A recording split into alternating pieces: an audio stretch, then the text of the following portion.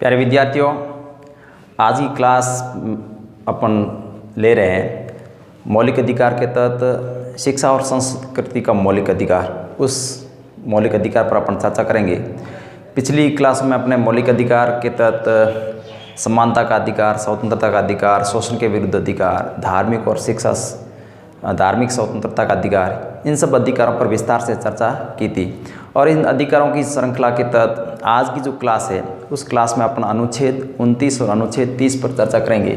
शिक्षा और संस्कृति से संबंधित अधिकार कौन कौन से हैं, विशेष तौर से अल्पसंख्यक वर्ग के लिए, और उसमें दोनों बातों को अपन देखेंगे। अनुच्छेद 29 में अल्पसंख्यक से संबंधित क्या बातें हैं और अनुच्छेद जो 30 है उसमें कौन कौन सी बातें हैं। तो आइए शुरू करते हैं आज की क्लास, शिक्षा और संस्कृति का अधिकार।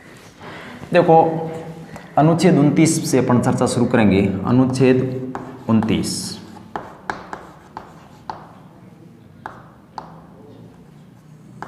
अनुच्छेद 29 अल्पसंख्यक वर्गों के हितों का संरक्षण। अनुच्छेद 29 ये करा है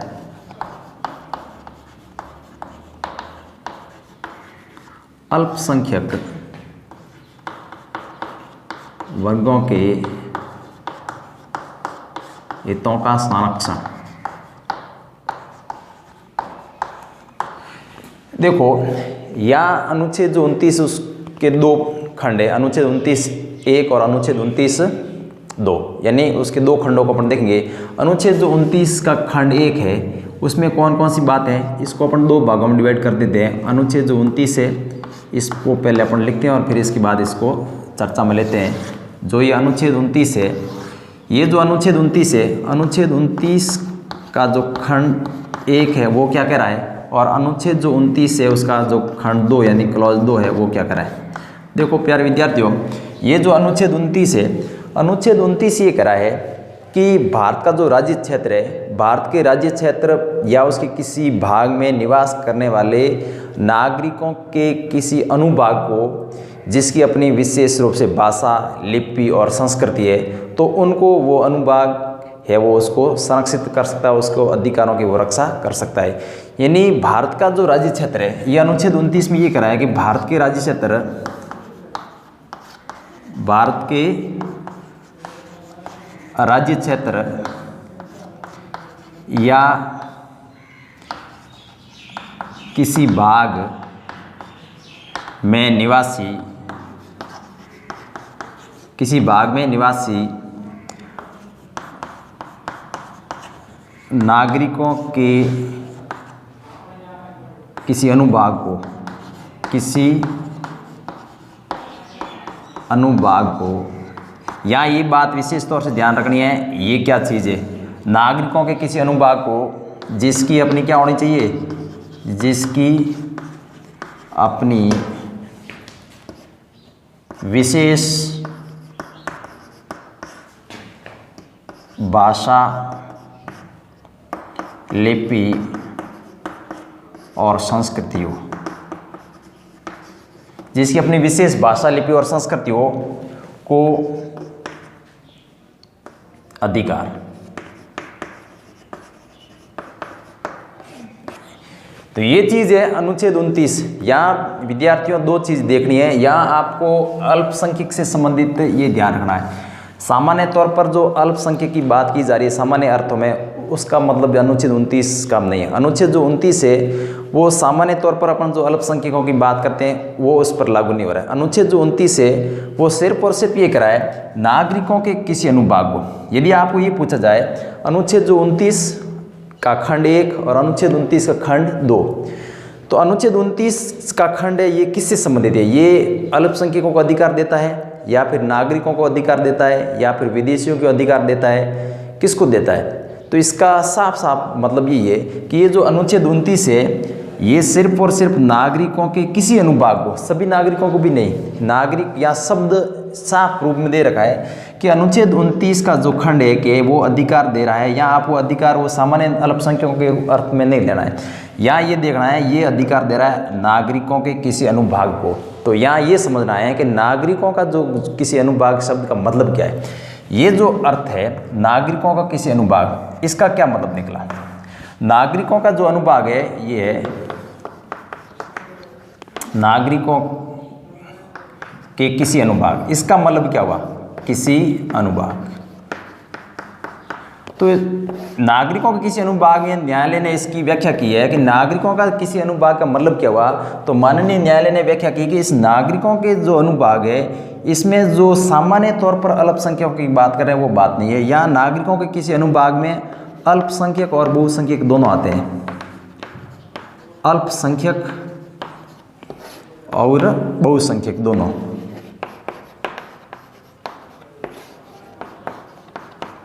तो नागरिकों के किसी अनुभाग में, या आपको विद्यार्थियों ये नहीं देखना कि नागरिकों के किसी अनुभाग का मतलब हुआ कि अल्पसंख्यक वर्ग के नागरिक, बिल्कुल नहीं। अनुच्छेद 29 का खंड एक साफ साफ शब्दों में ये कह रहा है, यहाँ नागरिकों के किसी अनुभाग को अधिकार दिया गया है। और न्यायालय ने भी इसकी और ज़्यादा व्याख्या की और न्यायालय ने ये कहा कि नागरिकों के किसी अनुभाग का मतलब आपको ये नहीं देना है कि अल्पसंख्यक वर्गों का।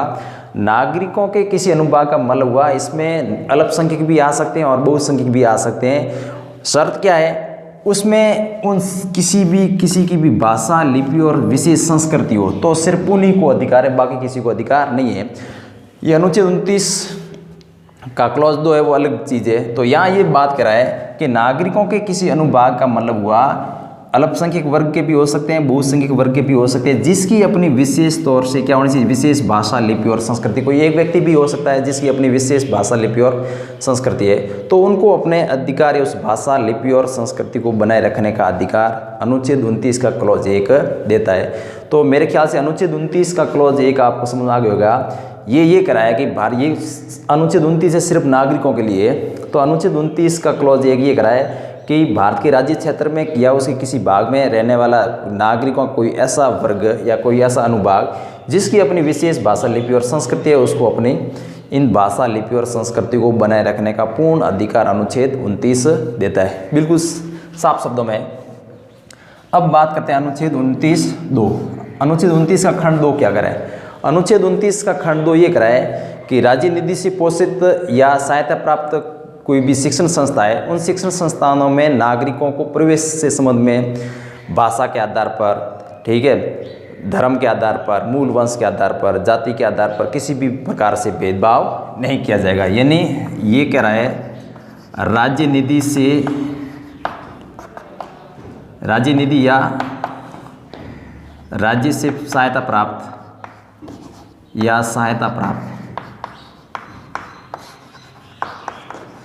कोई भी शिक्षा संस्थान है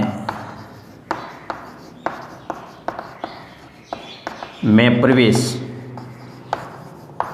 शिक्षा संस्था में प्रवेश से संबंधित प्रवेश में नागरिकों के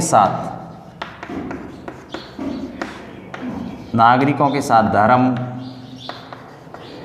मूल वंश, जाति के आधार पर भेदभाव नहीं किया जाएगा। तो ये चीज़ हो गया अनुच्छेद 29 की 2 बातें। पहली बात ये करे भाषा, लिपि और संस्कृति उनको बनाए रखने का अधिकार है। ऐसे नागरिक जिसकी अपनी विशेष तौर से भाषा है, लिपि और संस्कृति, उसको वो बनाए रखने का अधिकार अनुच्छेद 29 का क्लॉज 1 देता है। और अनुच्छेद 29(2) ये कराया कि राज्य निधि से सहायता प्राप्त या राज्य से सहायता प्राप्त शिक्षण संस्थान, उन शिक्षण संस्थानों में प्रवेश से संबंध में नागरिकों के साथ में कोई भेदभाव नहीं किया जाएगा। यानी भाषा के आधार पर, धर्म या मूल वंश के आधार पर कोई भेदभाव नहीं किया जाएगा। तो ये तो अनुच्छेद 29 कह रहा है। तो यहाँ विशेष तौर से समझने लायक बात ये थी कि एक तो अल्पसंख्यकों का मतलब क्या लिया जाए। यहाँ सामान्य तौर पर जो अल्पसंख्यकों की बात की जा रही है उसका अर्थ यहाँ नहीं लिया जाएगा, वो अलग चीज़ है। यहाँ अल्पसंख्यक का मतलब ये बात बताइए नागरिकों का कोई अनुभाग है जिसकी अपनी कोई भाषा, लिपि और संस्कृति है, तो उनकी बात यहाँ पर की जा रही है। तो ये अनुच्छेद 29 का हो गया। अब इसको अपन हटाते हैं और आगे चर्चा करते हैं अनुच्छेद 30 पर। अनुच्छेद 30 क्या कह रहा है। अनुच्छेद 30 ये कह रहा है कि आप अल्पसंख्यक वर्गों के लिए अनुच्छेद 30 पर अपन चर्चा करते हैं। अनुच्छेद 30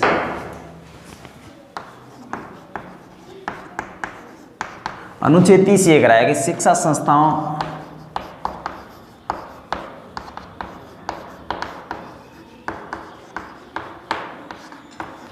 की स्थापना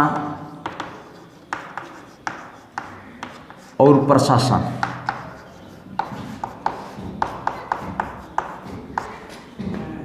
का अल्पसंख्यक वर्गों का अधिकार का अल्पसंख्यक वर्गों का अधिकार, ये बात बताएगी अनुच्छेद 30 में। इस अनुच्छेद 30 के 3 खंड है, इसको अपन एक एक करके देखेंगे। पहले ये देख लें, अनुच्छेद 30 ये करा गया शिक्षा संस्थानों की, एक तो है स्थापना, एक तो शिक्षा संस्थानों की स्थापना और दूसरा उसका प्रशासन। तो शिक्षा संस्थानों की स्थापना और उसके प्रशासन का अधिकार है वो किसको, अल्पसंख्यक वर्गों को अधिकार है। तो इस अनुच्छेद जो 30 है इसके खंड पर चर्चा करने से पहले ये अपन देख लेते हैं कि अनुच्छेद जो 30 है ये किन अल्पसंख्यकों की बात कर रहा है, यानी ये अल्पसंख्यक वर्गों की बात कर रहा है। तो यहाँ आपको ये देखना है, या आपके दिमाग में ये आ रहा होगा कि यहाँ अल्पसंख्यक व्यक्ति की बात की जा रही है या फिर अल्पसंख्यक वर्गों की बात कर रही है। तो यहाँ साफ मैं कर देता हूँ कि अनुच्छेद 30 ये कह रहा है कि अनुच्छेद 30 के अंतर्गत जो अल्पसंख्यक शब्द का जो प्रयोग किया गया है, तो उसमें अपन खंड 1 को अभी आगे पढ़ेंगे। उसमें दे रखा एक तो उसका आधार होगा, वो सिर्फ और सिर्फ क्या होगा, धर्म और भाषा, ठीक है। धर्म और भाषा पर आधारित जो भी अल्पसंख्यक वर्ग है उनके लिए बात की जा रही है। एक तो ये हुआ आधार क्या होगा, तो धर्म और भाषा। दूसरा, क्या ये अधिकार अल्पसंख्यक वर्ग के व्यक्ति को है या फिर संस्था को, ये भी आपको यहाँ डाउट क्लियर करना जरूरी है कि इस अनुच्छेद 30 के अंतर्गत जो अधिकार दिया गया है वो अधिकार अल्पसंख्यक वर्ग के किसी व्यक्ति को है या फिर उसकी संस्था को। तो यहाँ सीधी सी बात साफ साफ शब्दों में बता देता हूँ कि अनुच्छेद 30 के अंतर्गत जो बात की जा रही है वो अल्पसंख्यक वर्ग के किसी व्यक्ति की बात नहीं की जा रही है, यहाँ अल्पसंख्यक वर्ग या अल्पसंख्यक संस्था को किया है, अल्पसंख्यक संस्थाओं के लिए अधिकार है, ये ध्यान देना। तो अनुच्छेद 30 के अंतर्गत अल्पसंख्यक संस्थान हैं, उन संस्थानों को अपनी वर्ग, धर्म या भाषा से आधारित जो भी शिक्षण संस्थाएं हैं वो स्थापित कर सकते हैं। तो यहाँ एक चीज़ तो ये होगी कि यहाँ अल्पसंख्यक व्यक्ति के लिए नहीं, अल्पसंख्यक संस्थानों के लिए अधिकार है। आधार क्या था, धर्म और भाषा। इसको अपन एक एक करके देखते हैं। 3 क्लॉज है, अनुच्छेद जो 30 का क्लॉज 1 और अनुच्छेद 30 का क्लॉज 2 ये मूल रूप से थे, लेकिन अनुच्छेद 30(1)(a) ये जो उपखंड था इसको 44वें संविधान संशोधन 1978 के द्वारा बाद में जोड़ा गया था। तो ये विशेष तौर से याद करने लायक है क्योंकि बाद में जोड़ा गया तो अलग से आ सकता है, क्योंकि 44वां जो संविधान संशोधन था संपत्ति का मौलिक अधिकार हटा दिया गया था। तो संपत्ति का मौलिक अधिकार जब हटा दिया गया था तो ये समस्या आई कि इस अधिकार से तो फिर अल्पसंख्यकों की संपत्ति से संबंधित ये शिक्षण संस्था उनका भी अधिकरण है, तो उनके अधिकारों को किस प्रकार से बचाया जाए, तो उसकी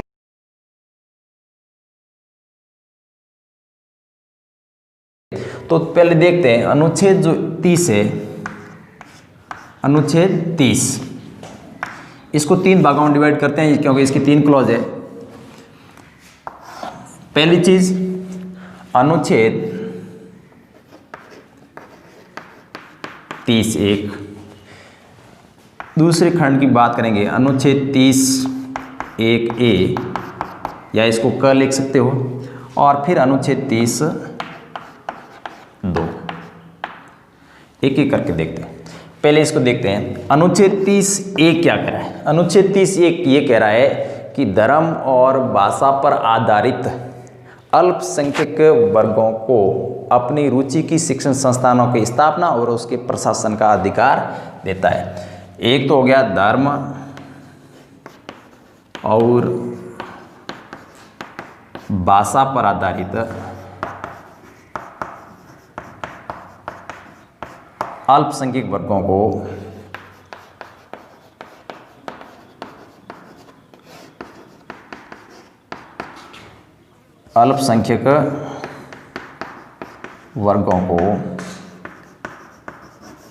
अपनी रुचि की शिक्षण संस्थाएं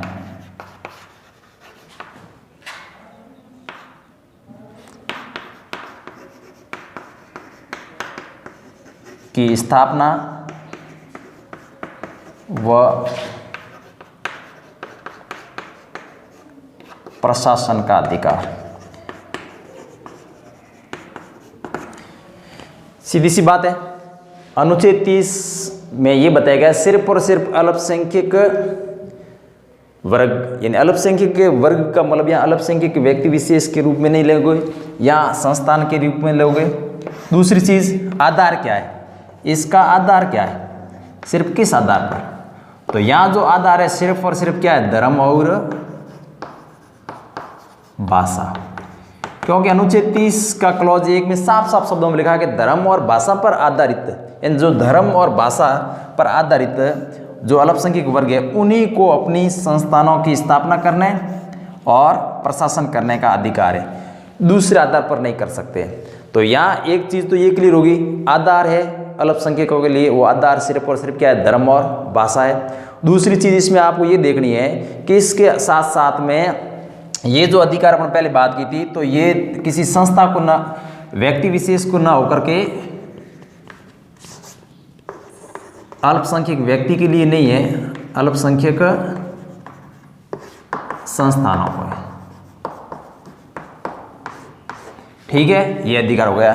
तो ये आपको अधिकार देता है अनुच्छेद 30(1). अब देखो अनुच्छेद जो 30 का क्लॉज 30(1)(a), ये क्या करा है, ये करा है कि इसमें ये लिखा हुआ है कि अनुच्छेद 30(1) है, अनुच्छेद 30(1) में वर्णित जो भी शिक्षण संस्थाएं, जो भी आधार वर्णित किया गया है, यदि इन शिक्षण संस्थानों या इन संस्थाओं की संपत्ति का यदि अनिवार्य अर्जन किया जाता है तो उस कंडीशन में क्या किया जाए, तो इन संस्थानों से संबंधित यदि कोई संपत्ति का अर्जन किया जा रहा है तो राज्य इससे संबंधित विधि बनाते समय इस प्रकार का ध्यान रखेगा जिससे इनके अधिकार है वो निर्बंधित नहीं हो, अधिकार बाधित नहीं हो, उनके अधिकार बने रहने चाहिए। यानी वो अधिग्रहण कर लिया तो इस प्रकार की जो भी मुआवजा की रकम तय की जाए जिससे वो उससे समान संस्था की वापस स्थापना कर सकते हैं, उनके अधिकार वो बने रह सकते हैं। तो अनुच्छेद 30 ये कराए कि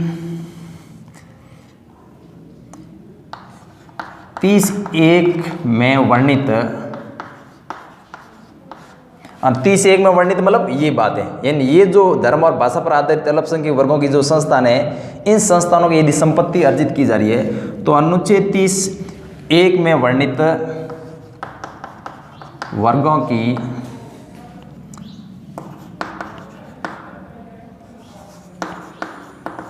संस्थाओं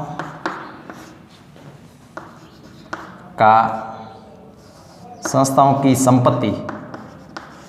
संपत्ति का यदि अर्जन, इस संपत्ति का अर्जन यदि राज्य कर रहा है तो फिर राज्य क्या करेगा, अर्जन राज्य करता है तो ये ध्यान में रखा जाए, राज्य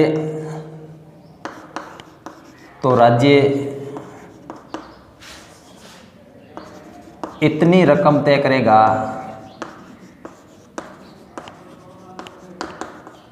जिससे इनके अधिकार निर्बंधित नहीं हो, अधिकार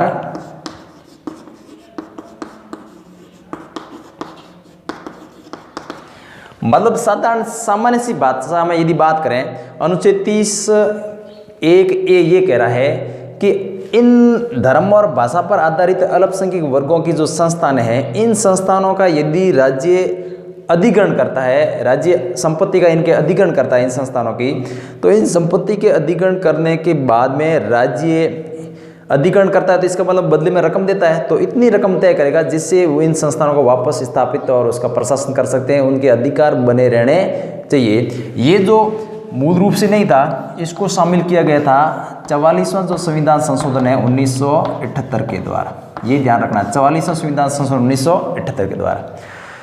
अब इसके बाद अपन देखते हैं अनुच्छेद 30 का खंड 2। अनुच्छेद 30 का खंड 2 ये कराए, अनुच्छेद 30 का खंड 2 यानी क्लॉज 2 ये कराए कि राज्य शिक्षण संस्थानों को सहायता देते समय इस आधार पर भेदभाव नहीं करेगा कि ये जो अमुक शिक्षण संस्थान है इसका प्रशासन और इसकी स्थापना किसी अल्पसंख्यक वर्ग या संस्थान के अधीन है। इस प्रकार से यानी राज्य शिक्षण संस्थानों को सहायता देते समय इन शिक्षण संस्थानों के साथ में भेदभाव नहीं करेगा, यानी इस आधार पर भेदभाव नहीं करेगा कि ये अल्पसंख्यक वर्ग विशेष के प्रबंधन में है। तो सीधी सी सामान्य सी बात है, सरल सी, राज्य शिक्षा संस्थाओं को सहायता देते समय इन संस्थानों के साथ, इन संस्थाओं के साथ का मतलब अपन किन संस्थाओं के बारे में बात करते हैं, अल्पसंख्यक संस्थाओं को, तो इन संस्थाओं के साथ भेदभाव नहीं करेगा।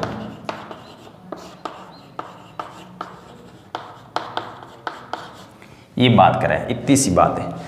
तो प्यारे विद्यार्थियों, बिल्कुल छोटा सा अनुच्छेद था, शिक्षा और संस्कृति का अनुच्छेद, और इसमें दो अनुच्छेद थे, अनुच्छेद 29 और अनुच्छेद 30। संक्षेप में अपन बात कर लेते हैं कि अनुच्छेद 30 था अल्पसंख्यक वर्गों के हितों का संरक्षण। उसमें दो बातें बताई थी, अनुच्छेद 29(1) और अनुच्छेद 29(2). अनुच्छेद जो 29(1) था वो धर्म, जिसकी भाषा, लिपि और संस्कृति है, उसको अपनी भाषा, लिपि और संस्कृति को बनाए रखने का अधिकार देता है। अनुच्छेद जो 30 था, अनुच्छेद 30 में विशेष तौर से राज्य इन शिक्षण संस्थानों में प्रवेश के संबंध में किसी भी आधार पर भेदभाव नहीं करेगा। तो ये अनुच्छेद 29 की दो बातें हो गई। अनुच्छेद जो 30 था, अनुच्छेद 30 में 3 बातें अपन ने देखी थी कि धर्म और भाषा पर आधारित अल्पसंख्यक वर्गों को अपनी रुचि की शिक्षण संस्थानें की स्थापना करने का अधिकार है। यहाँ अल्पसंख्यक वर्ग में ये मतलब सामान्य जो अल्पसंख्यक वर्ग के साथ साथ में जो बात की जा रही है उससे अलग यहाँ सिर्फ आधार बताया गया धर्म और भाषा पर आधारित अल्पसंख्यक वर्ग, तो इनको अपने शिक्षण संस्थान स्थापित। यहाँ यदि कोई अल्पसंख्यक वर्ग का कोई व्यक्ति यदि कोई शिक्षण संस्थान स्थापित कर रहा है तो वो सामान्य कानून के तहत होगा। यहाँ बात हो रही है अल्पसंख्यक संस्थाओं की बात, तो अल्पसंख्यक संस्थानों को यह अधिकार दिया गया है, न कि अल्पसंख्यक वर्ग के किसी व्यक्ति को। ये विशेष तौर से यहाँ ध्यान रखना है। तो धर्म और भाषा पर आधारित अल्पसंख्यक वर्गों को रुचि की शिक्षण संस्थान स्थापित करना और उसका प्रशासन करने का पूर्ण अधिकार है। फिर यदि इन शिक्षण संस्थानों की ये संपत्ति यदि राज्य अधिकृत करती है तो इतनी रकम तय करेगा जिससे इनके अधिकार वंचित नहीं हो, इनके अधिकारों का हनन नहीं हो। ये 44वें संविधान संशोधन के द्वारा जोड़ा गया था, अनुच्छेद 30(1)(a) या क, ये होगी बात। और फिर राज्य अनुच्छेद 30 का जो क्लॉज 2 है वो ये कराया गया, राज्य इन किसी भी शिक्षण संस्थानों को यदि सहायता कर रहा है तो इस आधार पर भेदभाव नहीं करेगा कि ये शिक्षण संस्थान है वो अल्पसंख्यक वर्ग के प्रबंधन में है, यानी किसी भी आधार पर सहायता करते समय राज्य कोई भेदभाव नहीं करेगा। तो छोटा सा अनुच्छेद था, अनुच्छेद 29 और अनुच्छेद 30। तो अगली क्लास में अपन चर्चा करेंगे संपत्ति का जो अधिकार था उसको हटा दिया गया था, वो क्या था, और उसके 31 को हटा दिया गया था। अनुच्छेद 31(a) क्या है, अनुच्छेद 31(b) क्या है, अनुच्छेद 31(c) क्या है, इन चीज़ों को अपन देखेंगे और उसके बाद में संवैधानिक उपचारों के अधिकार पर चर्चा करेंगे। तो आज की क्लास में इतना ही, मिलते हैं अगली क्लास में एक नई जानकारी के साथ में। तो तब तक के लिए जय हिंद।